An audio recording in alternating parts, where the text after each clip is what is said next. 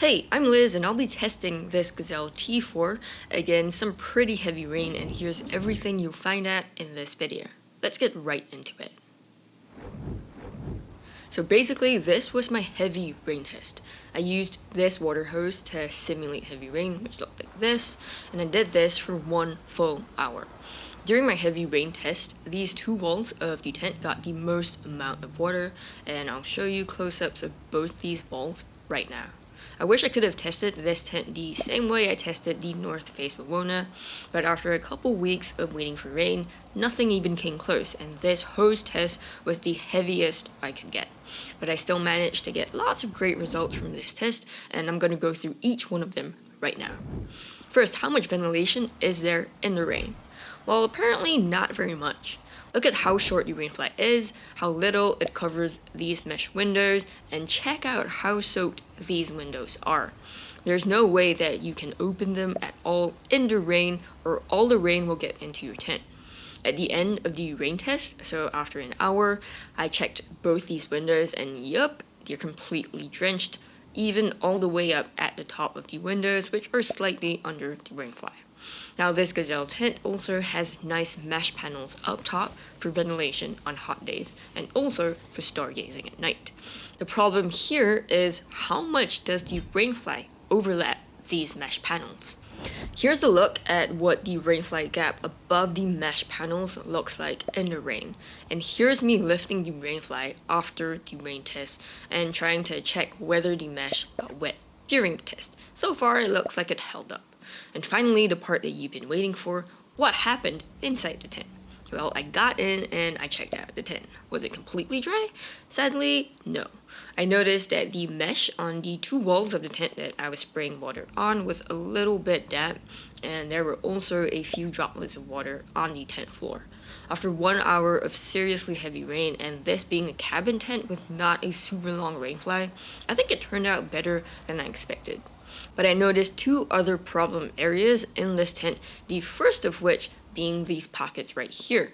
I don't think it's going to show up super clearly in the video, but after my rain test, I noticed that this pocket seam here has been soaked with water.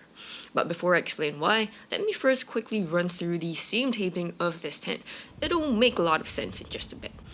On the outside of the tent, I checked the Rainfly, and all the seams are taped. Now, for the inside of the tent, there's this seam running the length of the flooring, but don't worry, it's been nicely taped.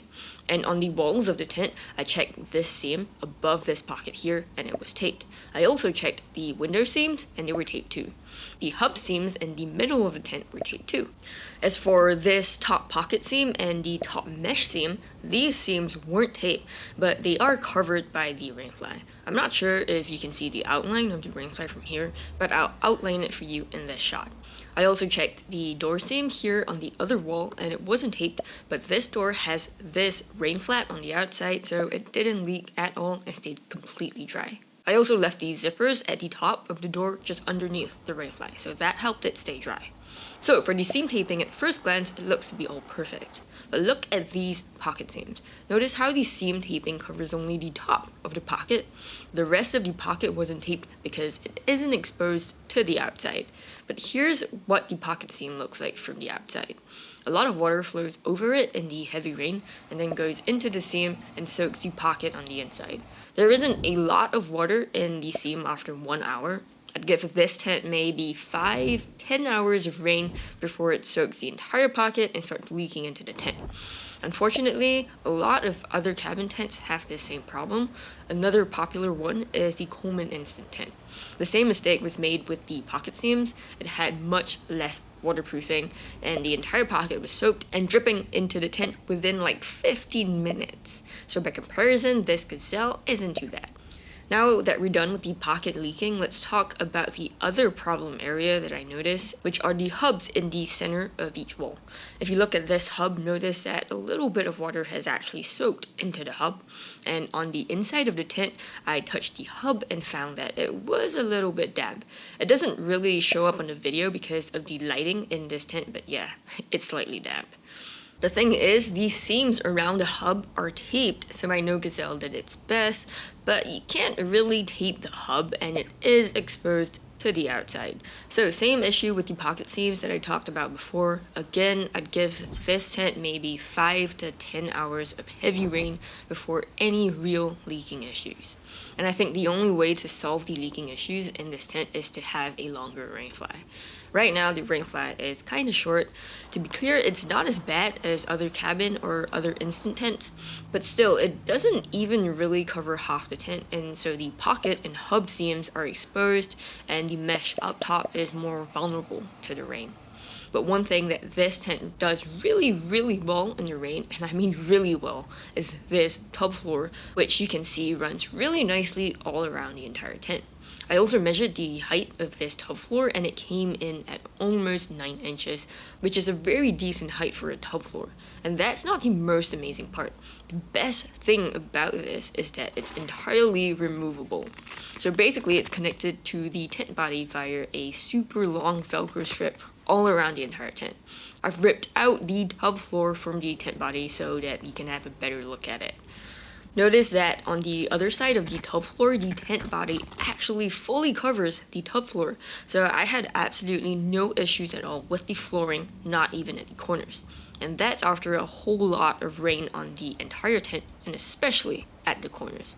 On the other hand, with most other cabin tents that I have, a lot of them start leaking at the corners first. That's usually one of the most vulnerable areas, but not with this Gazelle T4. Overall, I'm actually very impressed with how the Gazelle did in the 1 hour heavy rain test.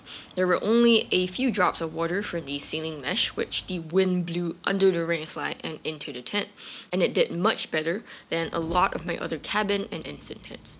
The other 2 problem areas that I noticed in this video weren't like super big issues, unless you're expecting like 10 straight hours of super heavy rain like what I did in this rain test video. Otherwise, everything else in this tent was dry, like the inner tent body fabric, the flooring, and also the Rainfly, and this T4 can last a few hours without leaking if there's not too much wind. So to sum up my thoughts, pretty bomb-proof for like 90% of all campers, but if you're expecting to camp in non-stop super heavy rains for many hours at a time, then get something like the REI Base Camp instead, which has a full Rainfly, and avoid all tents with short Rainflies like this Gazelle, and basically every other cabin tent in the market. For a full review on this Gazelle T4 with more than 20 tests, not just this rain test, check out this video on the screen here. Thank you for watching this video, you're awesome, and I'll see you in the next one.